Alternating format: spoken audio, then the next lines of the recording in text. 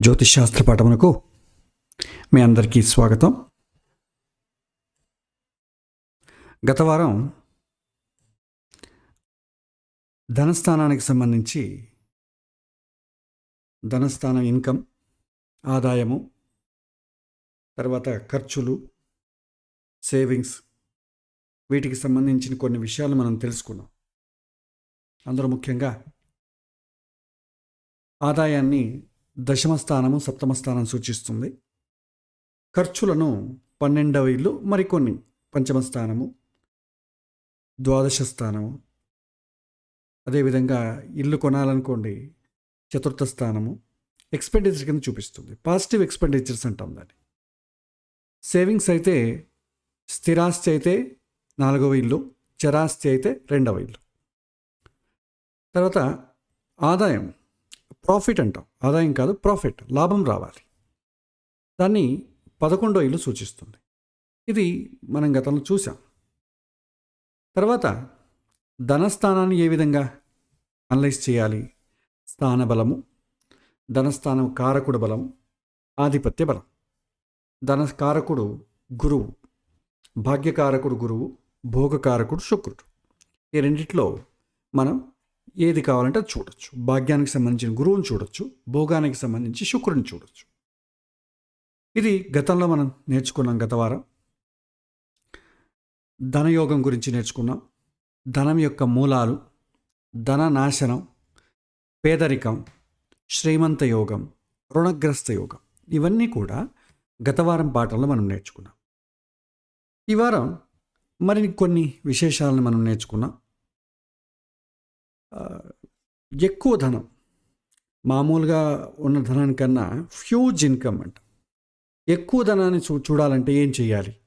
అది ఎలా నిర్వచించాలంటే, సామాన్యంగా మన వరకు తీసుకున్నట్టయితే నాకు ఎక్కువ ఆదాయం వస్తుందా లేదా, అంటే ఏమీ లేనివాడు, ఒక మోస్తరుగా సంపాదన ఉన్నవాడు నాకు ఎప్పుడు డబ్బు ఎక్కువ వస్తుంది అనడం వేరు. ఆల్రెడీ ఒక శ్రీమంతుడు ఉంటాడు, అతనికి ఇంకా ఎక్కువ కావాలంటుంది. అతను ఆల్రెడీ శ్రీమంతుడు, అతనికి ఇంకా బల్క్గా కావాలంటుంది. సో దాన్ని ఎలా చూడాలి? ఇప్పుడు మన సామాన్యులు అయితే మనం లగ్నం నుంచి ద్వితీయ స్థానం, ఏకాదశ స్థానం చూస్తే ఆ ఆదాయం, సేవింగ్స్, తర్వాత వృద్ధి, ఇవన్నీ కూడా కనిపిస్తుంది. సపోజ్ ఆల్రెడీ రిచ్ మ్యాన్ అయి ఉంటాడు. ఇప్పుడు అనిల్ అంబానీ, ముఖేష్ అంబానీ ఇలాంటి వాళ్ళు వస్తారు. నా జాతకంలో నాకు ధనయోగం ఎట్టుంది, నాకేమైనా శ్రీమంత యోగం ఉందా? ఆల్రెడీ వాళ్ళు శ్రీమంతులే. సో అలాంటి వాళ్ళకి చూడాలంటే అంతకన్నా ఎక్కువ చూడాలి. సో దానికి ఒక స్పెషల్ లగ్నం అనేది ఒకటి ఉంది. దాన్ని క్యాల్కులేట్ చేసి ఆల్రెడీ ఒక రిచ్ మ్యాన్, ఒక ధనికుడై ఉన్నాడు, వాడికి ఇంకా ఎక్కువ ధనం కావాలి. సో అలాంటప్పుడు ఏం చూడాలి అనేది ఇవాళ పాఠంలో నేర్చుకున్నాం. అదేవిధంగా అన్ఎక్స్పెక్టెడ్, ఆకస్మికమైనటువంటి ధనలాభాలు ఎలా వస్తాయి, ఆకస్మికమైనటువంటి ఖర్చులు ఎలా ఉంటాయి, వచ్చినటువంటి ఆదాయం ఏ విధంగా కోల్పోతాము, ఈ విషయాలన్నింటినీ కూడా ఈ వారం మనం నేర్చుకున్నాం. సో దీనికి మనం ఏం చేస్తామంటే, ఇవాళ బల్క్ ఇన్కమ్ ఎలా చూస్తుంది, బల్క్ ఇన్కమ్ మనం చూడాలంటే ఒక స్పెషల్ ఒక లగ్నం ఉందండి. దాన్ని ఇందు లగ్నము లేదా శ్రీ లగ్నము అంటాం. సామాన్యంగా లగ్నం నుంచి ద్వితీయ స్థానము, ఏకాదశ స్థానం మనం చూస్తాం. ద్వితీయం అంటే సేవింగ్స్, ఏకాదశం అంటే ఏంటి? లాభం. ఆ సేవింగ్, మనం లాభం వచ్చిందని మళ్ళీ సేవింగ్స్గా కన్వర్ట్ చేస్తాం, మళ్ళీ దాన్ని ఇన్వెస్ట్ చేస్తాం, మళ్ళీ లాభం వస్తుంది, మళ్ళీ సేవింగ్స్ కన్వర్ట్ చేస్తాం. సో ఇలా మనకు ఒక్కొక్క ఇటుక పేర్చుకుంటూ మనం పెద్దగా ధనికులు అయిపోతాం. కాబట్టి సామాన్యమైనటువంటి ధనయోగాలకి లగ్నం చాలు. విశేషమైనటువంటి ధనయోగం చూడాలంటే ఇందు లగ్నం చూడాలి. ఆ ఇందు లగ్నాన్ని ఎలా క్యాల్కులేట్ చేయాలి, sudden income, savings and expenditure, ధనయోగాలు ఏంటి, వీటన్నిటిని కూడా ఇవాళ పాఠంలో మనం నేర్చుకున్నాం. ఇందులో 2 కోణాలతో మనం చూడాల్సి ఉంటుంది. ఒకటి శాస్త్రీయ కోణంలో చూడాలి, జ్యోతిష్ శాస్త్రం ఒక కోణంలో చూస్తాం. రెండవది తాత్విక కోణంలో చూడాల్సి వస్తుంది. రెండింటిని కూడా నేను ఎక్స్ప్లెయిన్ చేస్తాను. ఇందు లగ్నాన్ని మొదట ఎలా క్యాల్కులేట్ చేయాలి? ఆ ఇందు లగ్నాన్ని క్యాల్కులేట్ చేయడానికి ఒక్కొక్క గ్రహానికి ఒక్కొక్క రూపం అని ఉంటుందండి, ఒక గుణం. అది స్టాండర్డ్ అండి, ఇదే మార్పేం ఉండదు. సూర్యుడికి 30 గుణాలు, చంద్రుడికి 16, కుజుడికి 6, బుధుడికి 8, గురువుకు 10, శుక్రుడికి 12, శనికి 1. ఈ గుణాలని మనం గుర్తుపెట్టుకోవాలి. ఈ లగ్నాన్ని మనం క్యాలిక్యులేట్ చేయాలండి. ఇది స్టాండర్డ్, ఇదేం మారదు. హిందూ లగ్నాన్ని క్యాలిక్యులేట్ చేయడానికి ఇది స్టాండర్డ్ అనమాట. తర్వాత ఏం చేస్తాం, క్యాలిక్యులేషన్ పద్ధతికి వెళ్దాం. మనం ఏం చేస్తాం, జాతకాన్ని బట్టి మనం క్యాలిక్యులేట్ చేయాలి. జాతకంలో లగ్నం ఏదవుతుందో చూసుకోవాలి. ఆ లగ్నం నుంచి 9వ ఇంటి అధిపతి ఎవరు, ఆ అధిపతికి మనం ఇంతకుముందు చెప్పుకున్నాం కదా గుణాలు, ఎన్ని గుణాలు వస్తున్నాయని చూస్తాం. తర్వాత ఇది జన్మలగ్నం నుంచి చూస్తామండి. తర్వాత జన్మరాశిని తీసుకుంటాం. జన్మరాశి నుంచి కూడా 9వ ఇల్లు ఏదవుతుంది, ఆ అధిపతికి ఎన్ని గుణాలు వస్తున్నాయి, ఆ సంఖ్యను తీసుకుంటాం. ఈ 2 సంఖ్యలని కలుపుతాం.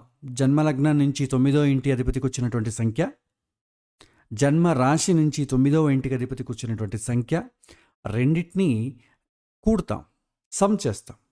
కలిపినట్టయితే దానిని కలిపి 12తో భాగించాలండి. ఆ భాగించిన తర్వాత శేష భాగాన్ని తీసుకోవాలి. భాగఫలాన్ని తీసుకోకూడదు. కోఎఫిషియంట్ అక్కర్లేదు, రిమైండర్ మాత్రం తీసుకుంటాం. ఆ రిమైండర్ ఎంత నంబర్ అయితే వస్తుందో ఆ నంబర్ని జన్మరాశి నుంచి కౌంట్ చేసి ఎన్నవ ఇల్లు వస్తుందో అన్నవ ఇంటికి శ్రీలగ్నం అని మనం నోట్ చేయాలి. ఇది పద్ధతి. ఇది ఒక ఎగ్జాంపుల్ ద్వారా మీకు నేను వేసి చూపిస్తాను. ఒక ఉదాహరణకు ఒక జాతకం తీసుకుందాం. ఇందులో మిథున లగ్నం అయ్యిందండి. రాశి వచ్చి కర్క రాశి అయ్యింది. సూత్రం ఏంటి, మొదట జన్మలగ్నం నుంచి 9వ ఇంటి అధిపతి ఎవరు? సో మిథున రాశి అయింది కాబట్టి 9వ ఇంటి అధిపతి శని అవుతాడు. శనికి ఎన్ని గుణాలు వస్తాయంటే 1 గుణం మాత్రం వస్తుంది ఆ టేబుల్ ప్రకారం. తర్వాత జన్మరాశి కర్కరాశి అయిందండి, చంద్రుడు ఉన్నటువంటి రాశి. అక్కడ నుంచి 9వ ఇల్లు ఏమవుతుంది, మీకు మీనరాశి అవుతుంది. అధిపతి ఎవరు? గురువు. ఆ గురువుకు మీకు 10 గుణాలు వస్తాయండి. రెండింటిని కలిపారనుకోండి 11 అవుతుంది. దాన్ని 12 చేత భాగిస్తే రిమైండర్ అనేది మీకు 11 వస్తుందండి. మీకు కాబట్టి క్యాలిక్యులేట్ చేసి చూడండి. ఆ రిమైండర్ ఏదైతే అవుతుందో జన్మరాశి నుంచి కౌంట్ చేయాలి. జన్మరాశి కర్కరాశి కదా, కర్కరాశి నుంచి 11వ ఇల్లు ఏదవుతుందో అదే మీకు ఇందు లగ్నము. సో 11వ ఇల్లు మీకు వృషభం అవుతుంది. కాబట్టి వృషభ రాశి ఇందు లగ్నానికి సంబంధించిన రాశి అవుతుంది. ఇందులో ఈ క్యాల్కులేషను ఒక్కొక్కరు ఒక్కొక్క పద్ధతి వాడుతారండి. వరాహమిరుడు ఒక పద్ధతి వాడుతాడు. ఇంకా చాలామంది లగ్నం నుంచి వేయాలంటారు, ఇంకొంతమంది చంద్రం నుంచి వేయాలంటారు. వాళ్ళ ఒపీనియన్. బట్ బృహత్ పరాశర హోరశాస్త్రంలో ఈ పద్ధతి ఇవ్వబడింది.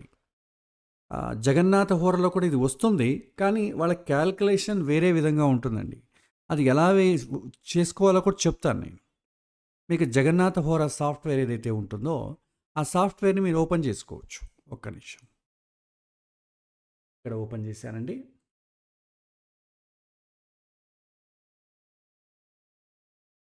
చూడండి, ఇందులో చక్రం అయితే ఉంది. ఇందులో ఏం చేయాలంటే ఆ ఇందు లగ్నం అనే ఆప్షన్ మీకు రాలేదనుకోండి, ప్రిఫరెన్సెస్కి వెళ్ళండి. రిలేటెడ్ టు ప్రిఫరెన్సెస్, దీనిపై రైట్ క్లిక్ చేయండి. ఈ చార్ట్ పైన రైట్ క్లిక్ చేయండి. కింద ఇక్కడ చూడండి, చూజ్ ఏ వ్యూ అని ఉంది చూడండి. విచ్ బాడీస్ టు షో అని ఉందా, దీనికి వెళ్ళండి. ఇందులో ఆప్షనల్ బాడీస్ ఇన్ స్టాండర్డ్ అని ఉంది. ఇక్కడ అన్నిటికీ టిక్ మార్క్స్ ఉన్నాయండి. యాక్చువల్లీ అన్నిటికీ అక్కర్లేదు. యాక్చువల్లీ మనకు అట్లా వేరేవన్నీ కూడా కన్ఫ్యూజన్స్ ఏర్పడతాయి. కాబట్టి మీరు దానిపై ప్రెస్ చేశారంటే వెళ్ళిపోతాయండి అవి. సో మీరేం చేయాలి, ఇందులో ఇందు లగ్నం అనే ఒక ఆప్షన్ ఉంటుందండి. చూడండి, ఇందులో శ్రీలగ్నం అని ఉందా, ఇందు లగ్నం అన్నా శ్రీలగ్నం అన్నా ఈ రెండిట్లో ఏదైనా ఉంటుంది. ఈ శ్రీలగ్నం అనే చోట టిక్ మార్క్ ఉండాలి. ఉన్నట్టయితే మీకు చక్రంలో ఎస్ఎల్ అనేది కనిపిస్తుంది. ఎస్ఎల్ అంటే శ్రీ లగ్నము అని అర్థం. బట్ ఈ జగన్నాథ ఫోరా వాడేటటువంటి క్యాల్కులేషన్ వేరే విధంగా ఉంటుందండి. వాడు ఆ యొక్క సాఫ్ట్వేర్ డిజైన్ చేసిన అతను వరాహమీరా క్యాల్కులేషన్స్ వాడతాడు. బట్ మనం పరాశర మెథడ్ చాలా ఈజీ. వరాహమీరా మెథడ్కి వెళ్ళామనుకోండి, కొద్దిగా డిగ్రీస్, ఆ డిగ్రీస్ క్యాల్కులేషన్ బట్టి, ఆ లాంగిట్యూడ్ని బట్టి మీరు క్యాల్కులేట్ చేయాల్సి ఉంటుంది. బట్ అది కొద్దిగా కాంప్లికేటెడ్ ఉంటుంది. కాబట్టి మీకు డాక్యుమెంట్ కావాలంటే నేను డాక్యుమెంట్ ఇస్తాను. బట్ అవసరం లేదు. ఇప్పుడు మనకి శ్రీలగ్నం ఏదవుతుందో తీసుకోండి. మనకు రెండిట్లో ఏది ఎక్స్పీరియన్స్ అయినా కూడా మంచిదే. బట్ పరాశర మెథడ్ని మాత్రమే నేను మీకు చెప్పదలుచుకున్నాను. సో ఇక్కడ ఇందు లగ్నాన్ని మనం నోట్ చేసిన తర్వాత దాన్ని ఎలా చూడాలి, దానికి కొన్ని సూత్రాలు ఉన్నాయండి. ఆ సూత్రాలు మీకు చెబుతూ ఎక్స్ప్లెయిన్ చేస్తాను. చూడండి, ఒక్కొక్క సూత్రం తీసుకున్నా ఇందు లగ్నం క్యాలిక్యులేషన్లో. సో ఇందు లగ్నం నుండి ఇంద్రు అని వచ్చింది, ఇందు అండి యాక్చువల్లీ. ఇందు లగ్నం నుండి ద్వితీయ స్థానము ఏకాదశ స్థానాల ద్వారా ధనాన్ని పరిశీలించాలి. సామాన్యమైన ధనాన్ని అయితే మీరు మన జన్మలగ్నం నుంచే ద్వితీయాన్ని ఏకాదశాన్ని పరిశీలించవచ్చు. ఇందు లగ్నం ఎప్పుడు వాడతాం? చాలా ఎక్కువ మొత్తంలో ఎక్కువ ధనవంతుడు అవుతాడా లేదా, ఆల్రెడీ ధనవంతుడై ఉన్నాడు, అతడు వాడి కోరిక ఏంటి, ఇంకా ఎక్కువ ధనం కావాలి. సో అలాంటి ధనాన్ని ఆల్రెడీ ఉన్నవాడికి ధనయోగం కలుగుతుందా లేదా అనే ప్రశ్న వచ్చినప్పుడు ఇందు లగ్నం ద్వారా మనం చూస్తాం. సో ఇందు లగ్నానికి శుభగ్రహాల సంబంధం ఉంటే ప్రత్యేకమైనటువంటి ధనయోగం కలుగుతుంది. ఇంద్రు అని వచ్చిందండి, స్పెల్లింగ్ మిస్టేక్, ఇందు, INDHU. సో ప్రత్యేకమైనటువంటి ధనయోగం ఉంటుంది ఎప్పుడు ఇందు లగ్నానికి శుభగ్రహాల సంబంధం ఉంటే. సో ఒకవేళ ఆ కలయిక బలహీనమైన ఇందు లగ్నానికి సంబంధించిన, ఒకవేళ ఇందు లగ్నాధిపతి బలహీనంగా ఉన్నా, లేదా ఒక బలహీనమైన గ్రహం ఇందు లగ్నంలో ఉన్నా, లేక పాప సంబంధం ఉన్నా, అతనికి ఎక్కువగా ధనయోగం అనేది ఏముండదు, సామాన్యమైన ధనయోగం ఉంటుంది. ఇందు లగ్నాన్ని ఎప్పుడు చూడాలి? ఎక్కువ ధనయోగం ఉంది, ఆల్రెడీ ధనికుడు, అతనికి ఇంకా ధనయోగం ఏమైనా పడుతుందా అనేటటువంటి ప్రశ్న వచ్చినప్పుడు ఇందు లగ్నము నుంచి 2వ ఇంటిని 11వ ఇంటిని చూస్తాము.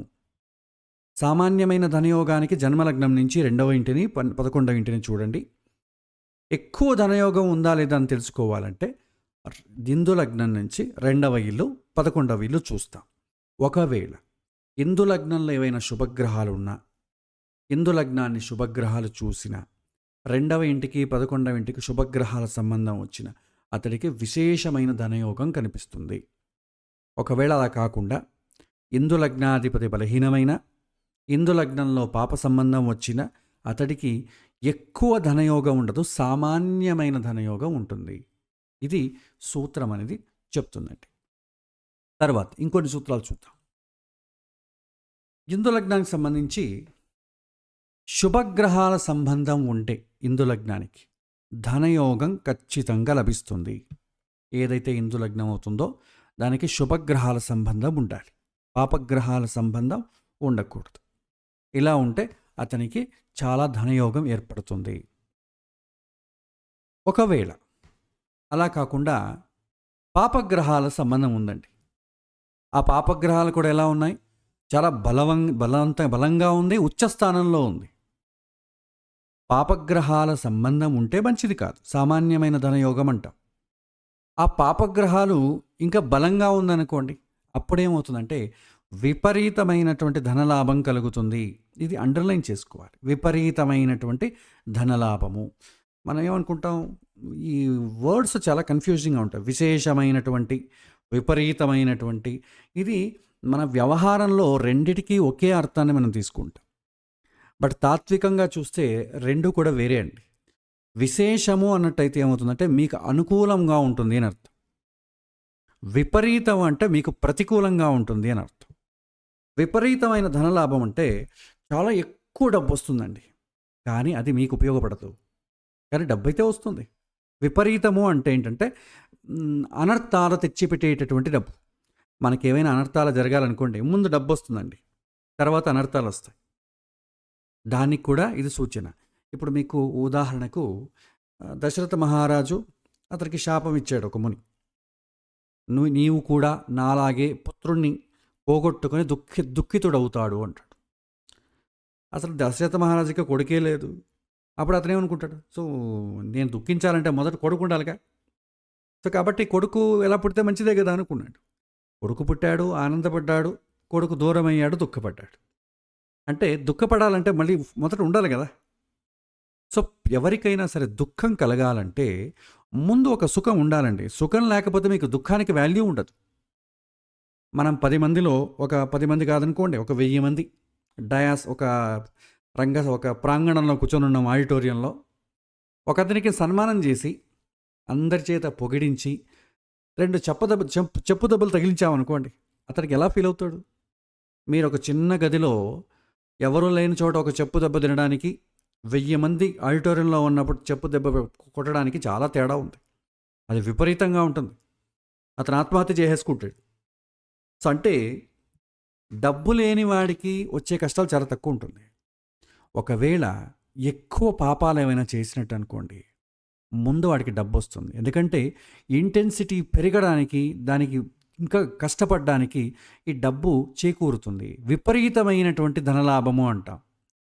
ఇది అతను సుఖపడ్డానికి కాదు, అతను దుఃఖపడ్డానికి. ఎక్కడైనా విపరీతం అనే వర్డ్ వాడారంటే ప్రతికూలం అని అనుకోండి. తాత్వికంగా మనం ఇలా అనుకుంటాం. మీరు వ్యవహారంలో తెలుగు భాషలో నాకు విపరీతమైనటువంటి ధనం వచ్చిందండి అంటే బాగుంటుంది, ఎక్కువ డబ్బు వచ్చింది అని అర్థం. కానీ ఎక్కువ డబ్బు వచ్చింది, విపరీతం అంటే ఏంటి? ఎక్కువ అని అర్థం మన వర్డ్స్. కానీ శాస్త్రం ప్రకారం తాత్విక కోణంలో చూసినట్టయితే అది మీకు ఉపయోగపడదు, మిమ్మల్ని ఇబ్బంది పెట్టడానికి ఆ డబ్బు వస్తుంది అనేది అర్థం చేసుకోవాలి. కాన్సిక్వెన్సెస్ నెగిటివ్గా ఉంటాయని అర్థం చేసుకోవాలి. సో ఇందు లగ్నానికి ఏదైనా పాపగ్రహ సంబంధం వచ్చి ఆ పాపగ్రహం ఉచ్చ స్థానంలోనో బలంగానో ఉన్నట్టయితే మీకు డబ్బు రాకపోవడం కాదు, డబ్బు చాలా ఎక్కువ వస్తుంది, కానీ అది మిమ్మల్ని ఇబ్బంది పెట్టడానికే ఆ ధనం వస్తుంది అనుకోవాలి. రోడ్లో పోతూ ఉన్నాం, ఒక చిన్న నగల సంచి కనిపించింది, తీసుకొచ్చి ఇంట్లో పెట్టుకున్నాం. మనం తీసుకురావడం ఇంకోటి చూశాడు, అది నేను దాచిపెట్టానయ్యా నువ్వు తీసుకొచ్చి ఎట్లాగని చెప్పేసి మనల్ని అడిగాడు. ఎప్పుడైతే మనం చేతిలో డబ్బు పెట్టుకుని అది మనది అయిపోతుంది, నాది నేను ఇవ్వను అంటాడు. 4 తగిలించి తీసుకెళ్తాడు. సో ఏం మిగిలింది? దెబ్బలు మిగిలింది. ఇంకా ప్రాణం మిగిలితే మంచిది. సో ఇలాగా వచ్చింది లేదు, పోయింది లేదు, మనకు కష్టాలు మాత్రం మిగులుతాయి. సో ఆ విధంగా మనం అర్థం చేసుకోవాలి. తర్వాత ఇంద్ర లగ్నం నుంచి దుష్ట స్థానాలు 3, 6, 8, 12 స్థానాల్లో ఉన్నటువంటి గ్రహాలు ఏదైతే ఉంటాయో ఆ గ్రహాలు మనకు ధనయోగాన్ని కలిగించవు. ధనయోగము అంటే ఏంటంటే, యోగము అనే వర్డ్ని అర్థం చేసుకోవాలి.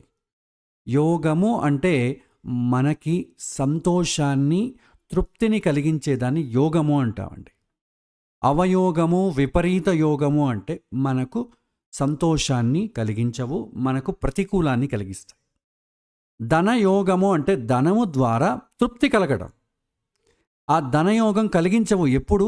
ఇందు లగ్నానికి దుష్ట స్థానాలు సంబంధం ఉన్నా, పాపగ్రహాల సంబంధం ఉన్నా విపరీతమైనటువంటి ధనయోగం కలుగుతుంది, కానీ మీకు తృప్తినివ్వవు, ధనయోగం కలిగించవు.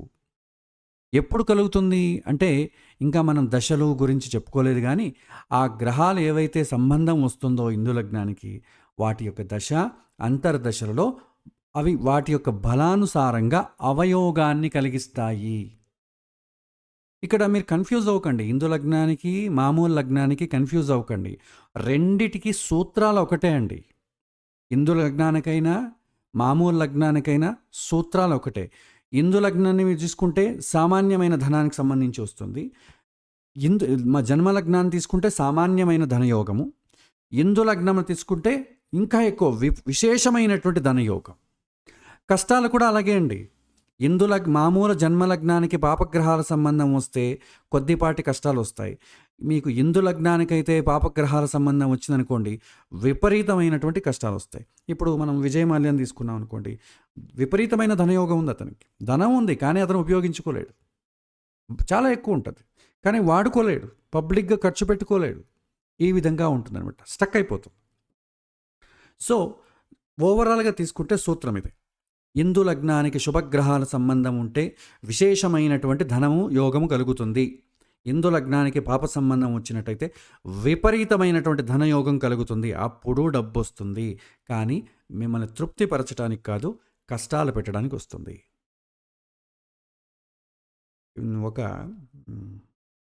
కొన్ని సంవత్సరాల వెనక అనుకుంటా, ఒకతను ఐఐటి మెడ్రాస్లో చాలా బాగా చదివాడండి. చాలా బాగా చదివి మంచి ర్యాంక్ సాధించి అమెరికాలో ఒక యూనివర్సిటీ వారు పిలిపించి అక్కడే అతనికి మంచి స్టైఫండ్ ఇచ్చి స్కాలర్షిప్ ఇచ్చి అక్కడ వాళ్ళు చెప్పి అక్కడే ఉద్యోగం చేశాడు. చేసి భార్య పిల్లలతో బాగా స్థిరపడ్డాడు. విశేషమైనటువంటి ధనయోగం ఉంది. తర్వాత ఏమైంది, కాలక్రమేణా అతనే మంచి బిజినెస్ స్టార్ట్ చేయాలని చేశాడు. ఓవర్ ఏ పీరియడ్ తర్వాత అన్ని చోట్ల అప్పులు ఏర్పడ్డాయి. ఏం చేశాడు, ఒకరోజు ఆ అప్పుల బాధ తాళలేక ఒక రివాల్వర్ కొన్నాడు, తను కాల్చుకున్నాడు, భార్యను కాల్చాడు, ఇద్దరు పిల్లలను కాల్చేశాడు. హరి అన్నాడు. సో ఏమవుతుంది ఇక్కడ, విపరీతం ఏర్పడుతుంది. అల్టిమేట్గా మనకు అది సుఖాన్ని ఇవ్వవు, ఏదో పెద్ద సమస్య నుంచి బయటికి రావడానికి ఆ ధనాన్ని ఉపయోగించాల్సి ఉంటుంది. ధనము రావడం ముఖ్యం కాదు, దాన్ని ఉపయోగించుకోవడానికి అనుభవించడానికి కూడా యోగం ఉండాలి. చాలామంది ధనం రావడానికి మాత్రమే యోగాన్ని అడుగుతారు, కానీ అది మనకు ఉపయోగపడాలి. ఉపయోగపడనటువంటి ధనం ఏమవుతుందంటే మీకు సమస్యలను తెచ్చిపెడుతుంది. ఇది మీ ఏ పురాణాల్లో కానివ్వండి, మీకు తెలిసిన ఎవరి లైఫ్లోని కానీ చూడండి, ఇదే. వాడికి ఉపయోగం రాలేదనుకోండి, దానివల్ల సమస్యలు ఏర్పడతాయి. కానీ చూసేవాళ్ళకి అది తెలియదు, అనుభవించేవాడికి తెలుస్తుంది. సో ఇది ఒక సూత్రం అండి. తర్వాత ఆకస్మిక ధనయోగం గురించి నేర్చుకున్నా. ఇక్కడ ఆకస్మిక ధనయోగం ఎప్పుడూ కూడా ఒక మాట ఏంటంటే, ఆకస్మికంగా వచ్చేటటువంటి డబ్బు ఆకస్మికంగా వెళ్ళిపోతుంది. డబ్బు వచ్చినప్పుడు ఆకస్మికంగా ఆనందం కలుగుతుంది, వెళ్ళిపోయినప్పుడు ఆకస్మికంగా దుఃఖం కలుగుతుంది. అందుకే సడన్ ఇన్కమ్కి ఎవ్వరూ కూడా అంత ఉత్సాహం చూపించకూడదు. ఎందుకంటే చూపించారనుకోండి ఆనందం వస్తుంది, ఆనందంతో పాటు దుఃఖం కూడా వస్తుంది. దానికి కూడా ప్రిపేర్ అవ్వగలిగితే నిరీక్షించడంలో తప్పులేదు. సో ఆకస్మిక ధనయోగం ఎలా కలుగుతుంది అన్నట్టయితే, ఆకస్మిక ధనయోగానికి గోచారం చాలా బలంగా ఉండాలి. ఇంకా మనం దాని పాఠం చెప్పలేదు కాబట్టి గుర్తుపెట్టుకోండి.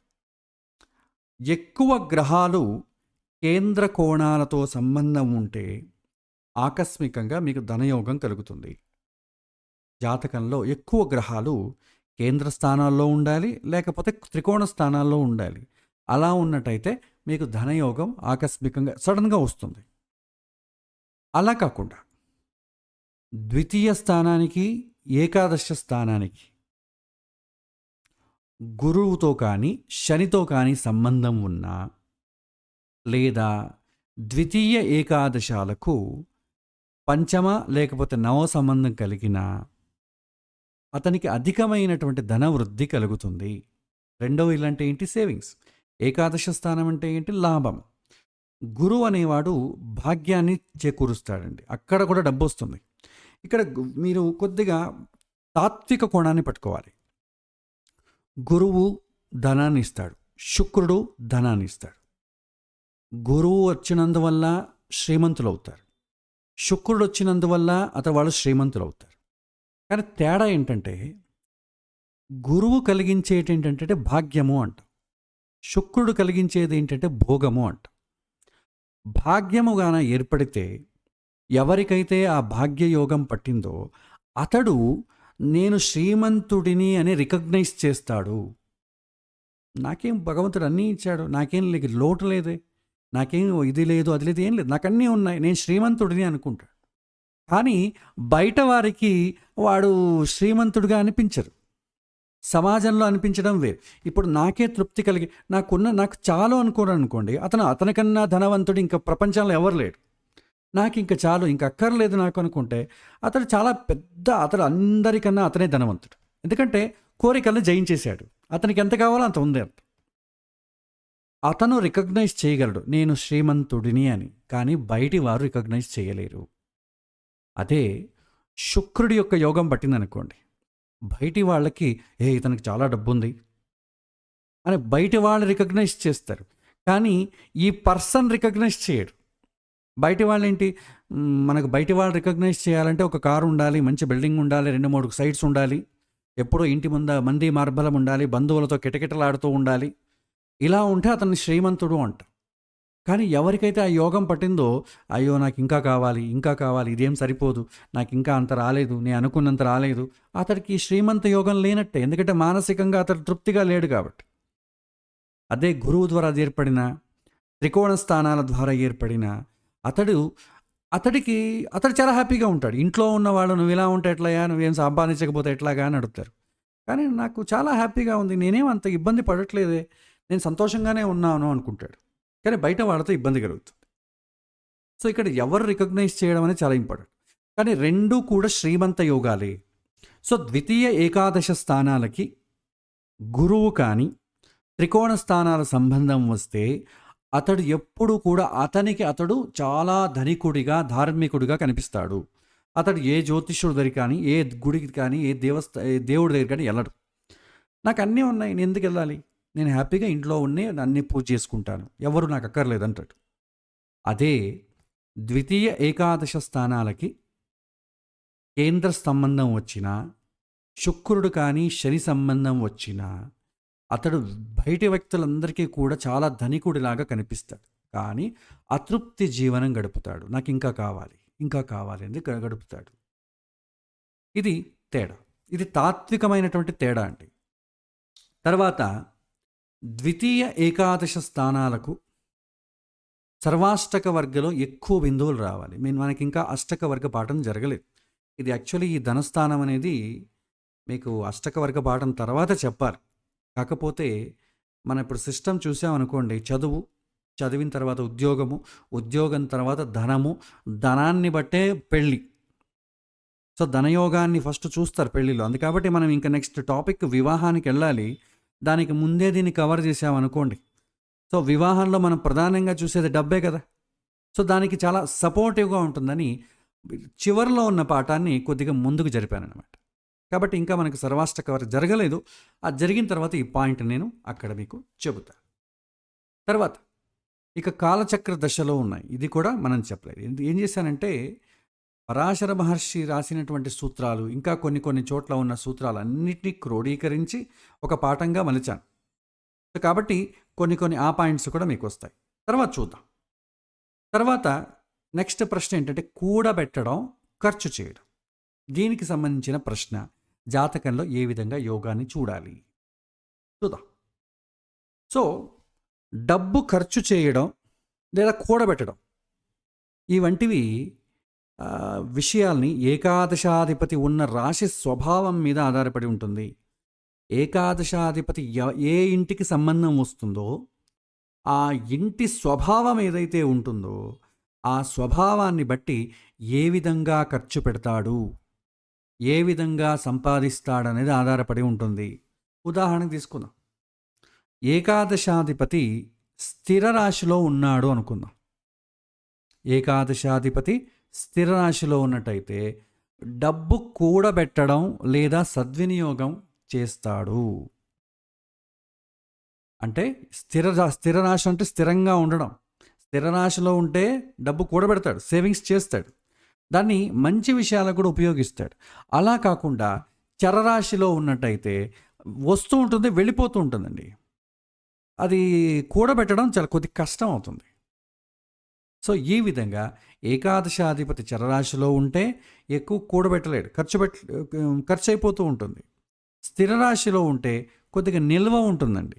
ఇది ఆ యొక్క రాశి యొక్క స్వభావం. స్థిర రాశి చరరాశి చూసుకోవాలి. ద్విస్వభావ రాశి అనుకోండి, కొంతకాలం స్థిరంగానే ఉంటుంది, ఒకేసారి ఖర్చు పెట్టేస్తాడు, మళ్ళీ అక్యుములేట్ చేసుకుంటాడు.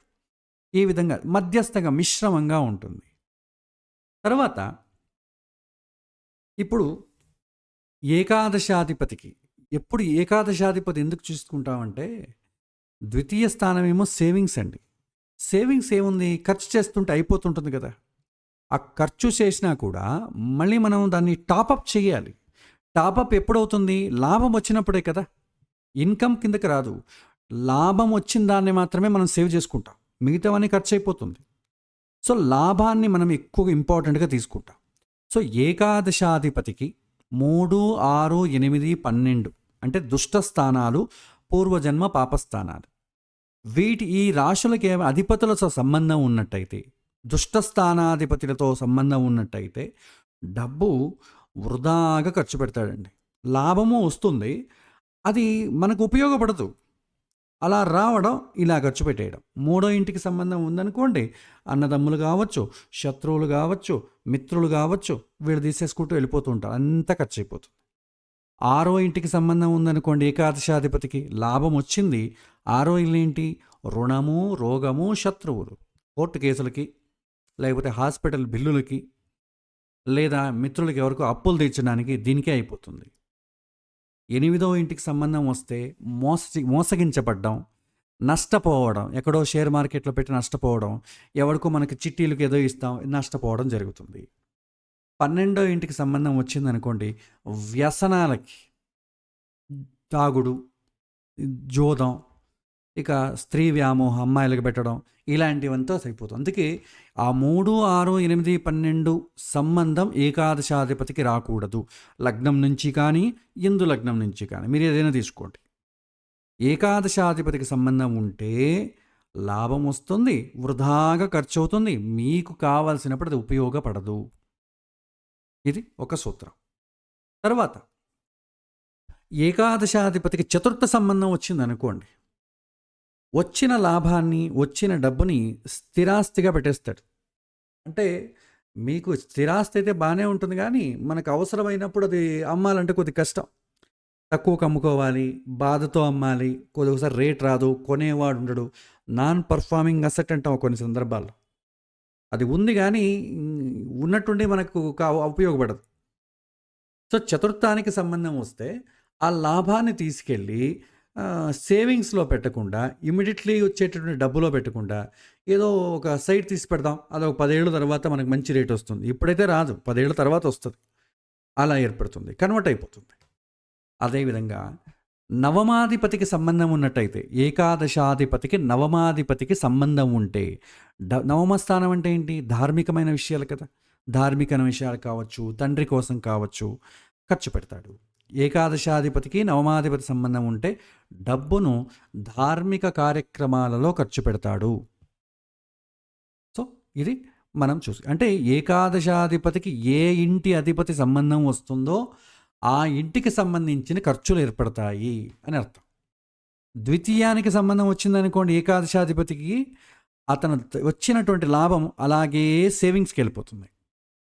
ఏకాదశాధిపతికి 2వ ఇంటికి సంబంధం వస్తే అలా కాకుండా 3వ ఇంటికి సంబంధం వచ్చిందనుకోండి, దాయాదులు తినేస్తారు. 4వ ఇంటికి సంబంధం వస్తే ఫిక్స్డ్ ప్రాపర్టీ అయిపోతుంది. 5వ ఇంటికి సంబంధం వస్తే మంచిదే, పిల్లలకి కోసం పెట్టడం లేకపోతే దాన్ని వృద్ధి చేయడం జరుగుతుంది. 6వ ఇంటికి సంబంధం వస్తే రోగాలకు పెట్టుకోవాలి, శత్రువులకు పెట్టుకోవాలి. 7వ ఇంటికి సంబంధం వస్తే భర్తకు వచ్చే లాభం భార్యకు పెట్టాలి, భార్యకు వస్తే లాభం భర్తకు పెట్టాలి. భార్య విపరీతమైనటువంటి ఆడంబరాలు ఖర్చు పెట్టేస్తుంది, నగలు కొనేస్తుంది. నగలు కొన్నా మంచిది, అది ఫిక్స్డ్ అసెటే, కానీ ఆడంబరాలకి ఖర్చు పెట్టడం, వాళ్ళ పుట్టింటికి పంపడం జరుగుతుంది. అదే భార్య ఏమైనా సంపాదించిందనుకోండి, భర్త ఏం చేస్తాడు? వ్యసనాలకు ఖర్చు పెట్టుకోవడం, ఇలాంటివి జరుగుతాయి. సప్తమ సంబంధం వస్తే. అష్టమ సంబంధం వస్తే ఖచ్చితంగా మోసగించడం, లేకపోతే షేర్ మార్కెట్లో పెట్టి చేతులు కాల్చుకోవడం, ఇలాంటివి జరుగుతాయి. నవమ స్థానానికి సంబంధం వచ్చిందనుకోండి, ధార్మికమైన కార్యక్రమాలు. దశమానికి సంబంధిస్తే వస్తే మంచిదే, అతను వచ్చే డబ్బుని ఉద్యోగాల కోసం కానీ, లేకపోతే ఏదో పవర్ కోసం కానీ ఖర్చు పెడతాడు. ఏకాదశానికి ఏకాదశ స్థానం సంబంధమే వచ్చిందనుకోండి, ఇంకా లాభం పెరుగుతుంది. 12వ ఇంటికి సంబంధం వస్తే వ్యసనాల కోసం, ఆడంబరాల కోసం, లేదా స్త్రీ వ్యామోహం కోసం ఖర్చు పెడతాడు. అంటే ఏకాదశానికి ఏ ఇంటికి సంబంధం వస్తుందో ఆ మూలకంగా ఖర్చు పెడతాడని మీరు నిర్ధారించుకోవాలి. తర్వాత ధనయోగం, ఇది అన్నిటికన్నా చాలా ప్రధానమైన యోగం అండి, పాజిటివ్ యోగం.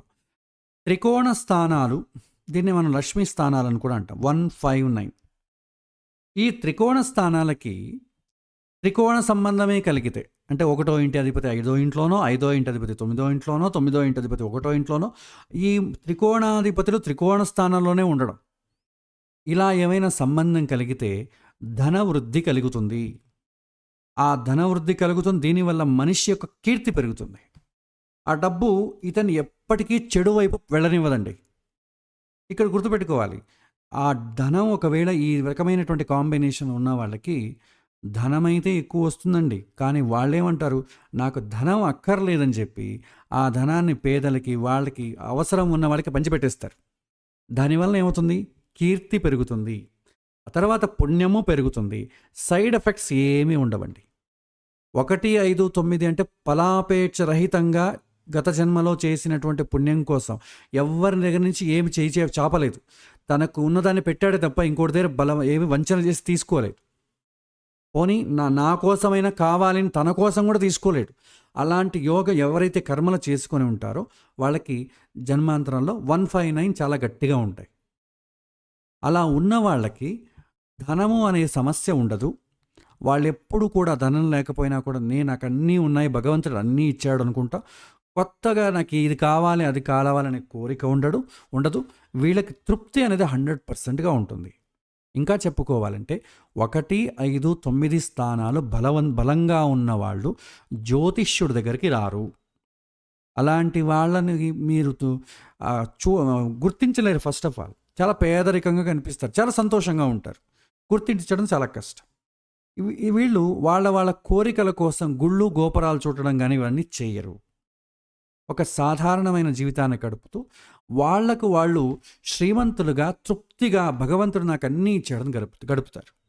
ఇప్పుడు 1, 5, 9 బలంగా ఉండి వాళ్ళ ఇళ్ళలో వాళ్ళే ఉన్నప్పుడు ఇతనికి జ్యోతిష్యుడితో పని లేదు. ఎవరితోనూ దేవుడి దగ్గరికి కూడా జ్ఞానం ఇవ్వవయ్యా అని అడుగుతారే తప్ప డబ్బు ఇవ్వమని అడగరు. సో ఇలాంటి వాళ్ళు మనకు కనిపించరు కాబట్టి దీని గురించి మనం మర్చిపోదాం. నెక్స్ట్ లక్ష్మీ యోగము అంటామండి. ఏంటంటే లగ్నాధిపతి మరి భాగ్యాధిపతి, ఒకటి లగ్నాధిపతి 9వ ఇంటి అధిపతి ఇద్దరు కలిసి ఉంటే దాన్ని లక్ష్మీ యోగము అంటాం. భాగ్యాధిపతి ఏంటంటే డబ్బుతో పాటు తృప్తిని కూడా ఇస్తాడు. భాగ్యము అనే వర్డ్ వాడబడింది, లేకపోతే 9వ ఇల్లు అనే వర్డ్ వాడబడిందంటే మీకు ఎలాంటి సైడ్ ఎఫెక్ట్స్ ఇవ్వని, కాన్సిక్వెన్సెస్ నెగిటివ్గా లేని డబ్బే వస్తుందండి. అంటే ఎక్కువ డబ్బు రాదు, కానీ మీకు అవసరాలకు కావాల్సినటువంటి డబ్బు వస్తుంది.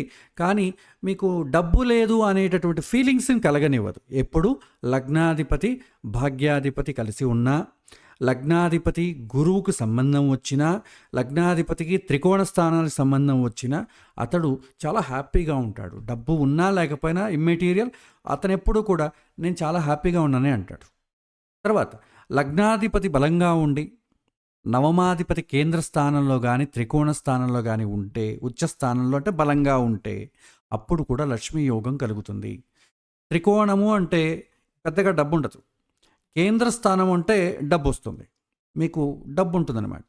త్రికోణము కేంద్రము 2 సంబంధాలు వచ్చాయి అనుకోండి, యోగకారకుడు అయ్యాడు అనుకోండి, డబ్బు ఉంటుంది ప్లస్ హ్యాపీగానే ఉంటాడండి, 2 ఉంటుంది. ఇది చాలా రేర్ కాంబినేషన్.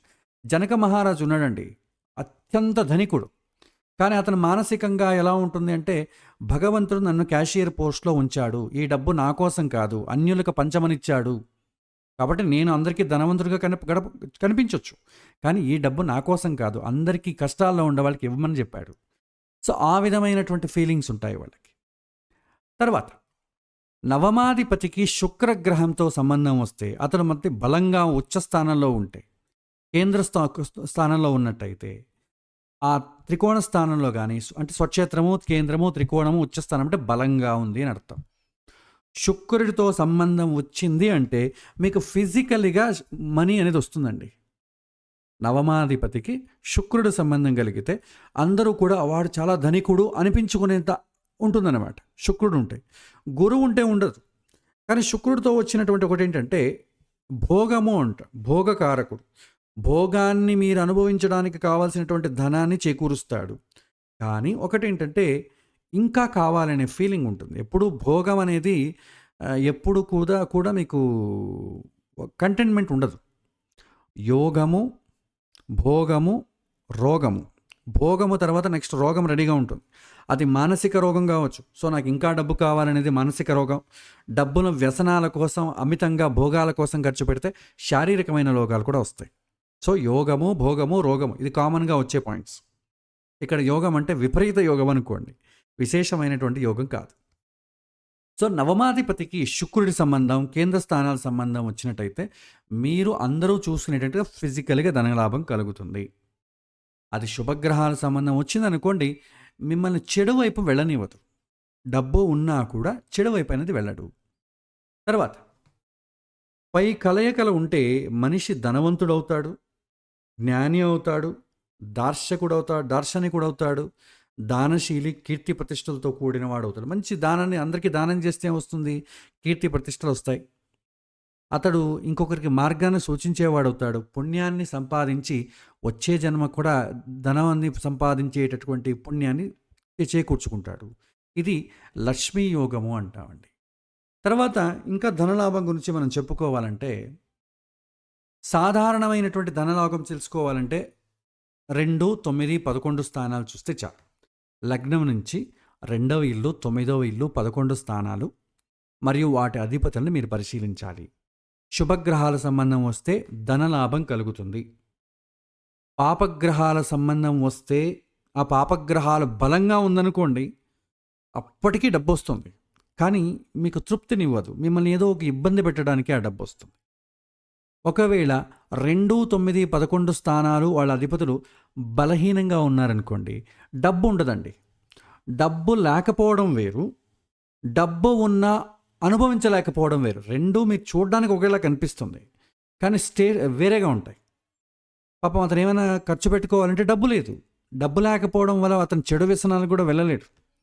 కానీ ఇక్కడ అలా కాదు, డబ్బు అయితే ఎక్కువ ఉంటుంది, కానీ వాడికి మంచి విషయానికి ఉపయోగపడదు, చెడు విషయాలకు ఉపయోగపడుతుంది.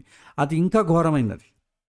సో ఇక్కడ కాంబినేషన్ చెప్పాలంటే 2, 9, 11 స్థానాలకు శుభగ్రహాల సంబంధం వస్తే వాళ్ళ అధిపతులు బలంగా ఉన్నట్టయితే అతనికి ధనలాభం కలుగుతుంది. రెండవ పాయింట్, 2, 9, 11 స్థానాలకు ఆ అధిపతులు బలహీనంగా ఉన్నట్టయితే ధనయోగం ఉండదు. అలా కాకుండా పాపగ్రహాల సంబంధం వచ్చి ఆ పాపగ్రహాలు బలంగా ఉన్నాయనుకోండి, డబ్బు వస్తుంది గ్యారెంటీ.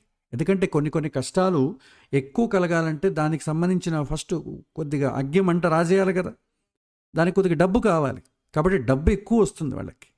మామూలుగా ఉన్న యోగంలో ఉన్న వాళ్ళకన్నా ఎక్కువ పాపాలు కష్టాలు అనుభవించడం వాళ్ళకి దీనికన్నా 100 రెట్లు ఎక్కువ డబ్బు వస్తుంది, కానీ వాళ్ళు దాన్ని ఉపయోగించుకోవడానికి పనికిరాదు. ఇది థంబ్ రూల్ అండి, మీరు గుర్తుపెట్టుకోవాలి. తర్వాత 2, 5, 8, 11 అధిపతులు ఆకస్మిక ధనయోగాన్ని సూచిస్తారు. ఇందులో 2, 5, 11 అయితే పర్లేదు, 8వ ఇల్లు ఆకస్మిక ధనయోగానికి ప్రత్యక్ష కారకుడండి. 8వ ఇంటి అధిపతి ఏంటి? నష్టం కదా. నష్టం రావాలంటే ఏం చేయాలి? ఎప్పుడు నష్టం అవుతుంది? ఆల్రెడీ ఉన్నది పోగొట్టుకుంటే నష్టం అవుతుంది. ఆల్రెడీ ఉన్నది పోగొట్టుకోవాలంటే ఫస్ట్ ఉండాలి కదా. సామాన్యంగా డబ్బు పోయిందనుకోండి ఎవరు ఫీల్ అవ్వరు. ఇప్పుడు ప్యాకాట్లో చూడండి, మొదట బాగా డబ్బు వస్తుందండి, చివరి అన్నీ పోగొట్టుకుంటూ ఉంటాడు. అప్పుడు అతనికి నొప్పి ఎక్కువ అవుతుంది. నా డబ్బు ఇంత పోయిందంటాడు. అంతేగాని నేనేం పెట్టలేదు, వచ్చింది పోయిందని బ్రాడ్ మైండెడ్గా తీసుకునే వాళ్ళు చాలా తక్కువ ఉంటారు. సో నష్టానికి ముందు ఒక లాభం ఉంటుంది. అష్టమ స్థానానికి 2కి కానీ 5కి కానీ 11కి కానీ అష్టమ సంబంధం కలిగిందంటే ఖచ్చితంగా మీకు డబ్బు వస్తుందండి. డబ్బు కానీ ఏ విధమైనటువంటి ధనలాభం కలుగుతుంది. ఎందుకు? తృప్తిపరచడానికి కాదు, మిమ్మల్ని ఇబ్బంది పెట్టడానికి. అందుకే అష్టమ సంబంధం రాకూడదు. 2కి కానీ 5కి కానీ 11కి కానీ. ఎప్పుడు అష్టమ సంబంధం వస్తుంది? గత జన్మలో మనం ఎవరిపైన టోపీ పెట్టామనుకోండి, ఈ జన్మలో మనం టోపీ పెట్టించుకోవాల్సి వస్తుంది, తప్పదు. అంటే ఎవరో మనల్ని మోసం చేస్తారని అర్థం. జాగ్రత్తగా ఉండాలి. పెద్ద గొడ్డలి పోటుతో పోకుండా చిన్న గోటుతో పోయితే మంచిది. జాగ్రత్తగా ఉన్నామనుకోండి, నష్టం కలుగుతుంది, చాలా తక్కువలో పోతుంది, అదేం పెద్దగా ఇంటెన్సిటీ ఇవ్వదు. మనం దాన్ని ఏమంటాం, సరిగ్గా మనం కేర్ తీసుకోలేదనుకోండి, అప్పుడు చాలా ఎక్కువైపోతుంది, అప్పుడు డ్యామేజ్ ఎక్కువ క్లెయిమ్ అవుతుంది. మనం సలహా ఇచ్చేటప్పుడు ఇది చేసి చెప్పొచ్చు. తర్వాత 2, 5, 11 స్థానాలు మరియు వాటి అధిపతులకు శుభ సంబంధం ఉన్నట్టయితే ధనయోగం ఉంటుంది. అంటే ధనము వస్తుంది, అది మీకు ఉపయోగం కలుగుతుంది. ధనం రావడం ఒకటే కాదు, ఉపయోగం కలగాలి. అందుకే ధనయోగం అనే దానికి. ధనయోగము అంటే డబ్బు రావడం, మీరు ఉపయోగించుకోవడం, తృప్తి పొందడం రెండూ జరుగుతుంది. ఎప్పుడు? 2, 5, 11. 5 అంటే తెలివితేటలు, ప్లస్ పూర్వపుణ్యము, 2 అంటే సేవింగ్స్, 11 అంటే లాభము. ఈ మూటికి కూడా శుభగ్రహాల సంబంధం వచ్చినట్టయితే అతడి యొక్క తెలివితేటలను ఆదాయ వనరులుగాను లాభంగాను మార్చి దాన్ని సేవింగ్స్ చేసుకుంటాడని అర్థం. దీనివల్ల అతడు సంతోషమే కలుగుతుంది కానీ దుఃఖం అనేది కలగదు. తర్వాత ఒకవేళ ఈ 2, 9, 11 ఈ స్థానాలకు భావాలకు బలమైనటువంటి అష్టమ సంబంధం కలిగితే, అష్టమం అనేది మళ్ళీ వచ్చింది, ఆకస్మిక ధనలాభం కలుగుతుంది. మామూలు ధనలాభానికన్నా 100 రెట్లు ఫాస్ట్ వస్తుందండి ఎప్పుడు అష్టమ సంబంధం కలిగితే. సడన్గా రాజైపోతాడండి అతను. కానీ ఆ వచ్చినటువంటి లాభాన్ని తాను అనుభవించలేడు. అనుభవించినట్ట కూడా ఏదో ఒక సమస్యను తెచ్చిపెడుతుంది. చివరిలో సమస్యతోనే పోతాడు అతను. కాబట్టి అష్టమ సంబంధంతో వచ్చినటువంటి ధనము మంచి చెయ్యదు, అది మీకు ఇబ్బంది పెడుతూనే వెళ్తుంది. కాబట్టి తాత్వికంగా మనం ఈ రకంగా అర్థం చేసుకోవాలి. 2, 9, 11 భావాలకు, అక్కడ భవనాలకనుంది, నేను దాన్ని మారుస్తాను. సో ఈ భావాలకు బలమైనటువంటి అష్టమ సంబంధం కలిగితే ఆకస్మికమైనటువంటి ధనలాభం కలుగుతుంది. సో ఏదో డబ్బు వస్తుందని ఫీల్ అవ్వకండి, అది మిమ్మల్ని ఇబ్బంది పెట్టడానికే వస్తుంది, అది గుర్తించాలి. తర్వాత కొంతమంది జూదం ద్వారా సంపాదిస్తారండి. సో జూదం ద్వారా సంపాదించాలంటే 6వ భావం ముఖ్య పాత్ర పోషిస్తుంది. 6వ ఇల్లు జూదానికి సంబంధించింది. శత్రువులు ఎప్పుడు ఏర్పడతారు? జూదం వల్లనే ఏర్పడతారు, అప్పుల వల్ల ఏర్పడతారు. సో కాబట్టి 6వ ఇంటికి ఏమైనా సంబంధం వచ్చిందనుకోండి 2, 11 భావాలకి, అతను బెట్టింగ్లు ఆడడం, జూదం ఆడడం, షేర్ మార్కెట్ కూడా ఒక రకంగా జూదం అండి. ఐపీఎల్ క్రికెట్ మ్యాచ్లు కూడా ఒక రకంగా ఇప్పుడు జూదమే. ఒకప్పుడు అది జెంటిల్మెన్స్ గేమ్, ఇప్పుడు కాదండి, ఇప్పుడంతా ప్యూర్లీ బెట్టింగ్, జూదమే. సో కాబట్టి ఆ 6వ ఇంటికి సంబంధం వచ్చిందనుకోండి వాడికి కూడా డబ్బు వస్తుందండి. కానీ 6వ ఇంటికి 7వ ఇల్లు ఏమవుతుంది? 12వ ఇల్లు అవుతుంది. 6వ ఇంట్లో ఉన్న గ్రహమే 12వ ఇంటిని చూస్తుంది. 12వ ఇంట్లో ఏదైనా గ్రహం ఉంటే 6వ ఇంటిని చూస్తుంది. 12వ ఇంట్లో ఏమవుతుంది? వ్యసనము అంటారు, లేకపోతే హాస్పిటల్ ఖర్చులు, అవన్నీ అవుతుంది. సో 6వ ఇంటి ద్వారా మీకు ఒకవేళ డబ్బు వచ్చినా కూడా వ్యసనాలకు ఖర్చు పెట్టడం కానీ, రోగానికి ట్రీట్మెంట్ కోసం హాస్పిటల్లో ఖర్చు పెట్టడానికి ఉపయోగపడుతుంది తప్ప మీకు అది సంతోషాన్ని ఇవ్వడానికి అది ఉపయోగపడదు. ఎప్పుడు 2వ ఇంటికి 11వ ఇంటికి 6వ ఇంటి సంబంధం వస్తే. తర్వాత సో 6వ ఇల్లు 11వ ఇల్లు భావాధిపతులకి 11వ భావస్థానంలోనే ఉంటే, 6 మరియు 11 భావస్థాన అధిపతులు 11వ ఇంట్లో ఉన్నారనుకోండి, అప్పుడేమవుతుంది? లాటరీ ద్వారా డబ్బు లభిస్తుంది. 6వ ఇంటి అధిపతి 11వ ఇంట్లో ఉంటే లాటరీ ద్వారా డబ్బు వస్తుంది. 11వ ఇంటి అధిపతి 6వ ఇంట్లో ఉన్నాడు అనుకోండి, లాభాలు రావు. వచ్చిన లాభాలన్నింటినీ కూడా పాడు చేసుకుంటాడు. అంటే 6వ ఇంటి అధిపతి 11వ ఇంట్లో ఉన్నాడంటే 6వ ఇంటి వల్ల లాభము. 11వ ఇంటి అధిపతి 6వ ఇంట్లో ఉన్నాడు అనుకోండి, ఆ వచ్చినటువంటి లాభము శత్రువుల పాలవడం, వచ్చినటువంటి లాభము రోగాల పాలవడం. సో దీనికి తేడాలను గమనించాలి మీరు. సో ఇక్కడ ఏమంటారు సూత్రం? 6వ ఇంటి అధిపతి లేక 11వ భావాధిపతి 11వ ఇంట్లోనే ఉన్నారనుకోండి, జూదము ముఖాంతరంగా అతడు డబ్బు సంపాదిస్తాడు. తర్వాత అదే కలయిక 11వ భావంతో సంబంధం ఉంటే, 12వ భావంతో సంబంధం ఉందనుకోండి, వచ్చినటువంటి ధనం వ్యసనాలకు వెళ్ళిపోతుంది. 12వ భావం ఏంటి? వ్యసనాలు కదా, ఆ వ్యసనాలకే అంతా వెళ్ళిపోతుంది. అందుకే 2, 11 ఇంటి అధిపతులు దుష్ట స్థానాలకు సంబంధం రాకూడదు. శని, కుజుడు, రాహు సంబంధం రాకూడదు. వచ్చినట్టయితే అవన్నీ కూడా మనకు ఉపయోగం లేకుండా వేరేటానికి ఖర్చు అయిపోతూ ఉంటుంది. తర్వాత శని మరియు రాహు బలమైన సంబంధం కలిగితే జూదం ద్వారా డబ్బు వచ్చే అవకాశం ఉంటుంది. రాహు అంటే మోసము, రాహు అంటే వ్యసనాలు. అతను శనితో కలిసి ఉన్నాడు అనుకోండి, ఆ వైపు వెళ్ళడం జరుగుతుంది. వీళ్ళ సంబంధం కలిగితే జూదం ద్వారా డబ్బు వచ్చే అవకాశం ఉంటుంది. దాని కాన్సిక్వెన్సెస్ కూడా ఉంటాయండి. ఎందుకంటే ఎప్పుడైతే రాహువు పాపగ్రహాల ద్వారా వచ్చేటటువంటి డబ్బు ఎప్పుడు కూడా సుఖాన్ని ఇవ్వడం కానీ, లేదా ధార్మిక కార్యక్రమాలకు నేను ఖర్చు పెడతానంటే కూడా కుదరదండి. వెనకటికి ఎవరో ప్రశ్న అడిగారు, మనం ఇక్కడ బాగా మోసం చేసి అందరికీ టోపీలు పెట్టి పెద్ద ఒక టోపీ తీసుకెళ్ళి వెంకటేశ్వర స్వామికి ఒకటి ఇస్తామనుకోండి, కిరీటం తీసుకెళ్ళి వెంకటేశ్వర స్వామి తలపైన పెట్టచ్చు. ఆ పెట్టినా కూడా అది భక్తులకి ఏం ఉపయోగపడదండి. అది వ్యసనపరులకే. మళ్ళీ అక్కడ ఈ కిరీటం ఎవరు తీసుకుంటారు? దానికి ఎవరికి అసెట్? అది టీటీడీ వాళ్ళకి అసెట్. సామాన్య భక్తులకు ఎటువంటి ప్రయోజనం ఉండదు. అది ఎవరైనా అన్నదానం ఇలాంటివి చేస్తే అది డైరెక్ట్గా బియ్యమో ఇస్తారు చూడండి, వాటిని ఇప్పుడు దాన్ని కూడా అమ్ముకునే స్థితిలో వచ్చారు. చాలా గుళ్ళకి ఎక్కువ బియ్యం ముట్లు ఇచ్చారని ఏమో చేస్తారు, అమ్ముకుంటారు. హ్యాపీగా అమ్ముకొని డబ్బు తీసుకొని ఎఫ్డీలో పెట్టుకుంటారు. కానీ కొంతవరకు అయితే ఉపయోగపడుతుంది. ఎవరైతే ధార్మికంగా ఇస్తాడో అతడిచ్చింది మాత్రమే భక్తాదులకు ఉపయోగపడుతుంది. మిగిలినంతా కూడా ఎఫ్డీ రూపంలోనో ఎవరికోరికి ప్రలోభం కలుగుక ఉండదు కదా, తీసుకుంటారు అంతే. సో శని రాహువు బలమైన సంబంధం కలిగితే 2వ ఇంటికి కానీ 11వ ఇంటికి కానీ జూదం ముఖాంతరంగా అతనికి డబ్బు వచ్చే అవకాశం ఉంది. తర్వాత షష్టాధిపతి ఏకాదశాధిపతి మరి శని ఈ కలయిక ఉన్నట్టయితే జూదం, మాయాజాలం, ఆటల ద్వారా సంపాదించడం, ఈ ఐపీఎల్ మ్యాచ్లు అంటే జూదం ద్వారా వచ్చే డబ్బండి, ఇలా సంపాదించడం జరుగుతుంది. ఎప్పుడు 6వ ఇంటి అధిపతి 11వ ఇంటి అధిపతికి శని సంబంధం వస్తే ఖచ్చితంగా అతను జూదం ముఖాంతరంగా డబ్బును సంపాదిస్తాడు. ఇది ధనయోగం అండి. తర్వాత పంచమాధిపతి శుక్రుడు అయి ఉండి షష్టాధిపతితో కలిసి ఉండి 12వ ఇంట్లో ఉంటే జూదం ద్వారా నష్టం కలుగుతుంది. చూడండి, పంచమాధిపతి శుక్రుడై ఉండి షష్టాధిపతితో కలిసి ఉండి, శుక్రుడు అంటే ఏంటంటే టెంప్ట్ జరుగుతుందండి. ఎక్కువ మోహం, ఎక్కువ సంపాదించాలనే మోహం ఉంటుంది.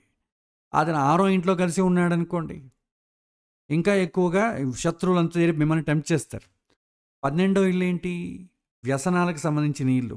ఆ ఇంట్లో ఉన్నాడు అనుకోండి, జూదం అనేది ఒక వ్యసనంగా మారిపోతుంది. ఒకవేళ ఎక్కువ పాపగ్రహాలు ద్వాదశ స్థానంలో ఉంటే జీవితాంతం నష్టాలు ఎదురవుతాడు. ఎందుకంటే 12వ ఇంట్లో పాపగ్రహాలు ఎక్కువ ఉన్నాయనుకోండి, వ్యసనాల నుంచి బయటికి రాడు. ఆ బయటికి రానప్పుడు ఏమవుతుంది? ఉన్నదంతా కూడా దానికి ఖర్చు పెట్టాల్సి వస్తుంది. తర్వాత ధనాధిపతి మరియు పూర్వపుణ్యాధిపతులు పరివర్తన వల్ల కలిగితే ఎక్కువ సంపద లభిస్తుంది. చూడండి, ధనాధిపతి అంటే 2వ ఇంటి అధిపతి, పూర్వపుణ్యాధిపతులు అంటే త్రికోణము కేంద్రము 2 ఉన్నాయి. ధనాధిపతికి త్రికోణ స్థాన సంబంధం వచ్చినట్టయితే ఉన్నది చాలని తృప్తి పడతాడు. కేంద్ర స్థాన సంబంధం వచ్చిందనుకోండి, డబ్బు అయితే వస్తుంది, ఇంకా చాలదు, ఇంకా ఎక్కువ కావాలనేది కలుగుతుంది. అయినా కూడా రెండూ కూడా ధనయోగాన్ని చేకూరుస్తాయి. తర్వాత చంద్రుడు బుధుడు ఇవి రెండూ కూడా వ్యాపారాన్ని సూచించే గ్రహాలండి. వ్యాపారాన్ని సూచించేవి, ప్రోత్సహించే గ్రహాలు. రెండింటినీ వైశ్యవర్ణాన్ని కలిగిన గ్రహాలు అంటాం. వీరిద్దరూ తర్వాత షష్టాధిపతి 6వ ఇంటి అధిపతి అంటే ఏంటి? జూదం, శత్రువుడు. వీళ్లతో కలిసి ఉండి అతను ఏమైనా 11వ ఇంట్లో ఉన్నాడు అనుకోండి, జూదము లేకపోతే షేర్ మార్కెట్ ద్వారా సంపద పెరుగుతుంది. చంద్రుడు బుధుడు షష్టాధిపతి కలిసి 11వ ఇంట్లో ఉన్నారంటే జూదము, షేర్ మార్కెట్ ద్వారా ఇదే ఒక హాబీలాగా, ఇదే ఒక పెద్ద మెయిన్ స్ట్రీమ్ జాబ్ అయిపోతుందండి. ఆ ద్వారా ఆదాయం చాలా పెరుగుతుంది. కానీ అది మీకు హెల్ప్ చేయదు, తృప్తిని సుఖాన్ని ఇవ్వదు. తర్వాత గురువు అష్టమంలో ఉచ్చస్థానంలో కానీ బలంగా కానీ ఉంటే ఆకస్మిక ధనలాభం కలుగుతుంది. చూడండి, ఇది మెయిన్. అష్టమం ఎప్పుడైతే వస్తుందో చాలా ఫాస్ట్గా డబ్బు వస్తుందండి. ఎంత డబ్బు వస్తుందో అంతే త్వరగా వెళ్ళిపోతుంది. సో గురువుకు అష్టమంలో ఉచ్చస్థానంలో కానీ బలంగా కానీ ఉంటే ఆకస్మిక ధనలాభం కలుగుతుంది, ఎందుకంటే గురువు కారకుడు కాబట్టి. తర్వాత పంచమాధిపతికి అష్టమాధిపతులు పరివర్తన జరిగితే, పంచమాధిపతి అష్టమంలో ఉండడం, అష్టమాధిపతి పంచమంలో ఉన్నట్టయితే అప్పుడు కూడా ఆకస్మికంగా ధనలాభం కలుగుతుంది. త్రికోణ స్థానాల వల్ల వచ్చే ధనలాభం మీకు సంతోషాన్ని ఇస్తుంది. ఆ దుష్ట స్థానాల ద్వారా వచ్చేటటువంటి ధనం వచ్చేది మీకు నష్టాన్ని, నొప్పిని కలిగిస్తుంది. కేంద్ర స్థానాల వల్ల వచ్చేటటువంటి ధనలాభం మీకు డబ్బు అయితే ఉంటుంది, కానీ ఇంకా కోరికలు పెంచేస్తుంది. ఇంకా కావాలి, ఇంకా కావాలని పెంచేసి మీ సమయాన్ని వృధా చేస్తుంది.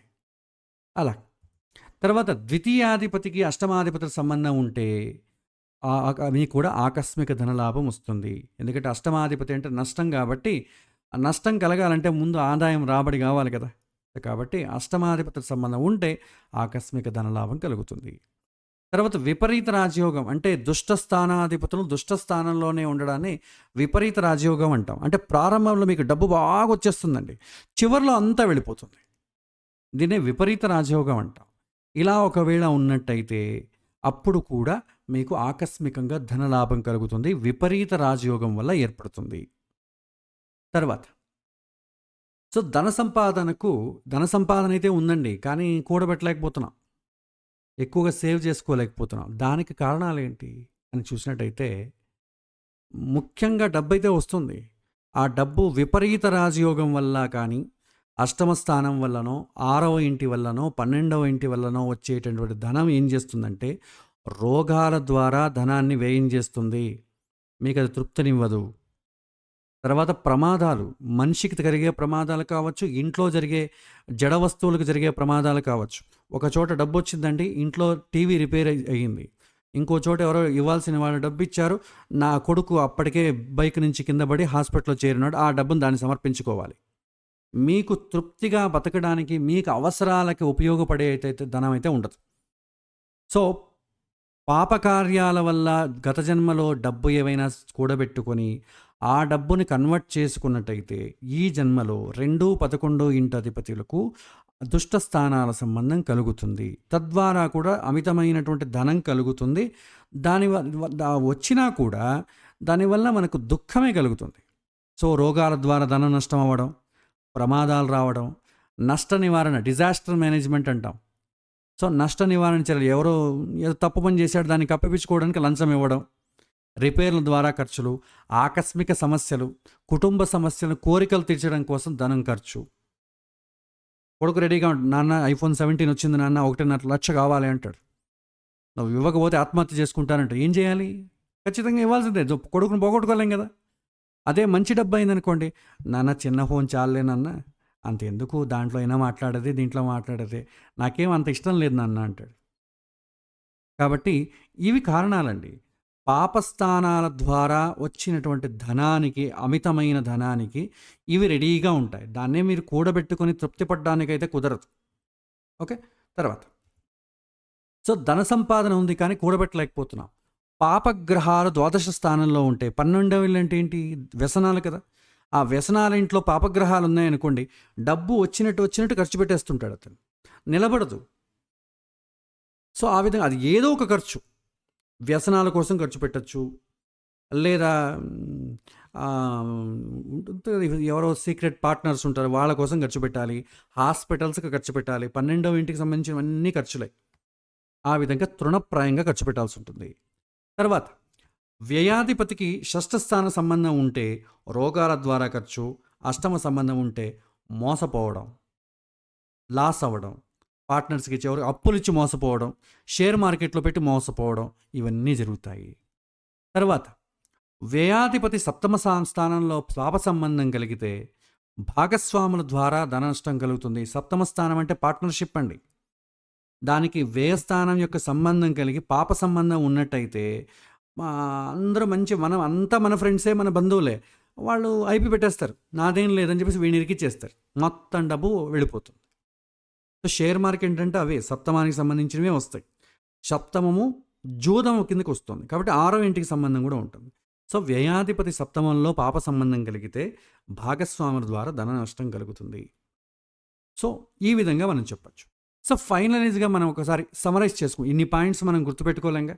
సో ఫైనలైజ్గా సమరైజ్ చెప్పాలంటే 2, 11 ఇంటి అధిపతులు మీకు ధనస్థానాలుగా ఉంటాయి. ధనస్థానం అంటే డబ్బు కూడబెట్టడం, డబ్బు వృద్ధి చెందడం, ఇవన్నీ 2 సూచిస్తాయి. లగ్నం నుంచి చూస్తే సామాన్యమైన యోగం ఉంటుంది. ఎక్కువ చూడాలంటే ఇందు లగ్నం నుంచి చూస్తాం. ఇది ఒక పాయింట్. మీకు ద్వితీయ ఏకాదశ స్థానాలకి లగ్నం నుంచి కానీ ఇందు లగ్నం నుంచి కానీ మీ ఇష్టం ఏదైనా తీసుకోండి.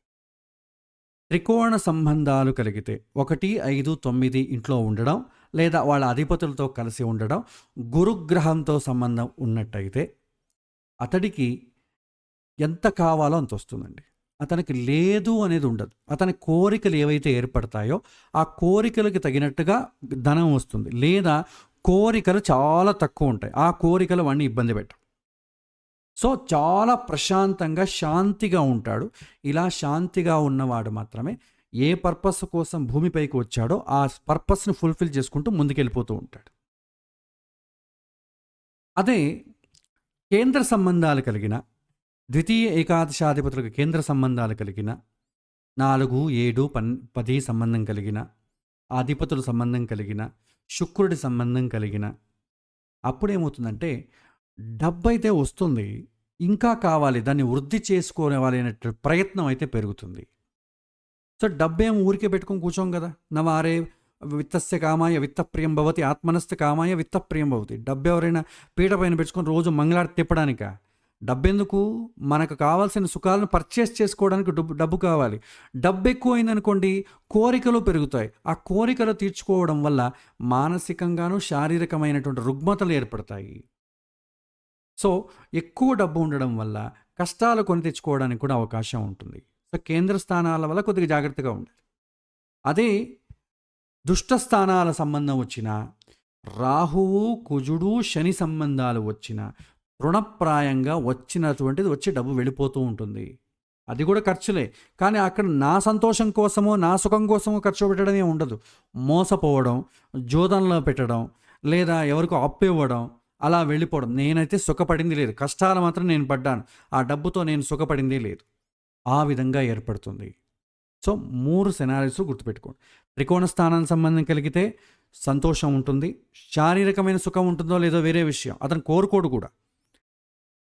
కేంద్ర సంబంధం కలిగితే మీకు ఎంత కోరిక ఉంటుందో అంత దానికి సంబంధించిన డబ్బు వస్తుంది, కాన్సిక్వెన్సెస్ కూడా ఉంటాయి. పాప సంబంధం వస్తే, దుష్ట స్థానాల సంబంధం కలిగితే సుఖమైతే ఉండదు, కష్టాలైతే మెండుగా ఉంటుంది. సో ఈ రకంగా సమరైజ్ చేసి మనం చెప్పుకోవచ్చు. సో ఈ ప్రజెంటేషన్లో కొన్ని తప్పులు ఉన్నాయి, దాన్ని రెక్టిఫై చేసి, నేను చూడలేదు అది, దాన్ని రెక్టిఫై చేసి నేను ఎందుకంటే మామూలుగా ట్రాన్స్లేట్ చేసేవాడిని, ఈసారి గూగుల్ ట్రాన్స్లేటర్కి ఇచ్చి ట్రాన్స్లేట్ చేయమన్నాను. చేసిన తర్వాత నేను పేస్ట్ చేశాను కానీ చదవలేదు. సో దాన్ని నన్ను కరెక్ట్ చేసి మీకు అప్లోడ్ చేస్తాను. సో ఇది ఇవాల్టి పాఠం అండి. ఇది ఓన్లీ శాస్త్రీయమైనటువంటి కోణం, జ్యోతిష్ శాస్త్ర కోణంలో మాత్రం చెప్పబడింది. ఇక మనకు రెండో ప్రశ్న ఏమొస్తుందంటే, ఒకవేళ పాప సంబంధం వస్తే ఏం చేయాలి, బయటపడడం ఎలాగా, పెద్ద సమస్యని చిన్న సమస్యగా అనుభవించడం ఎలాగా, అది తాత్వికమైన కోణంలో ఉంటుంది. దాన్ని మనం పరిహారాలు, రెమెడీ దీని కిందికి వస్తాయి. అది మనం నెక్స్ట్ క్లాస్లో దాని గురించి చర్చించుకుందాం. ఇవాళ 1 గంటకు పైనే చర్చించుకున్నాం ఈ విషయాలన్నింటినీ కూడా. వచ్చే తరగతిలో దీంట్లో సంబంధించి మరికొన్ని విషయాలు ఏమైనా ఉన్నట్టయితే దాన్ని విపులంగా మనం చర్చించుకుందాం. ఇది ఇవాల్టి పాఠం. సో ఇవాల్టి పాఠాన్ని మనం ఇంతటితో ముగిద్దాం. ఏవైనా ప్రశ్నలు ఉన్నట్టయితే మీరు ఒక 10 నుంచి 15 నిమిషాలు మీరు అడగచ్చు.